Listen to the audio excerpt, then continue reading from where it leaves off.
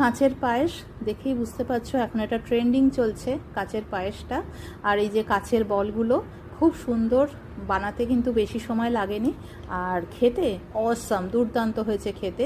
যাদের ব্রত চলে, উপোসে তোমরা চালের পায়েস খেতে পারবে না, তারা কিন্তু এই সাবুদানার পায়েস, সাবুদানার ক্ষীর, যাই বলো না কেন, কাঁচের ক্ষীর, এটা বানিয়ে খেতেই পারো।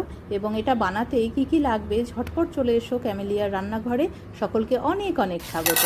200 গ্রাম সাবুকে আমি ভালো করে জল দিয়ে ধুয়ে পরিষ্কার করে ভিজিয়ে রেখেছিলাম ওভারনাইট। এবং কি কি লাগছে দেখে নাও একবার। সাবু, মিল্কমেড, চিনি আর মিল্ক পাউডার। মিল্কমেড দিয়ে যদি হয়ে যায়, চিনির দরকার নেই। আর লাগবে একটু ঘি। সাবুটাকে আমি গ্রাইন্ডারে একটু বেটে নেব। বেটে নিয়েছি, এবার এটাকে আমি হাতে একটু ঘি মাখিয়ে ছোট ছোট বলের আকার দিয়ে নেব। এইভাবে একটুখানি ঘি মাখিয়ে নিলে তাহলে হাতে খুব সুন্দর করে এটা বলগুলো হয়ে যাবে। এরকম ছোট ছোট করে বল করে করে বলগুলো তোমরা কিন্তু একটু ছোট করে করলে, কারণ এগুলো কিন্তু ফুলে বড় হবে, তো এরকম করে বলগুলো করলে দেখতে ভালো লাগবে, খেতে ভালো লাগবে। তো আমি সব বলগুলোকে তৈরি করে নিচ্ছি। বলগুলো বানাতে বানাতে এপাশে আমি দুধটা বসিয়ে দিয়েছি। এটা একটু ফুটে ঘন হয়ে যাক। দুধটা ফুটে গেছে এপাশে, আর এইখান থেকেই একটু দুধ নিয়ে আমি এই মিল্ক পাউডারটা একটু গুলিয়ে নেব।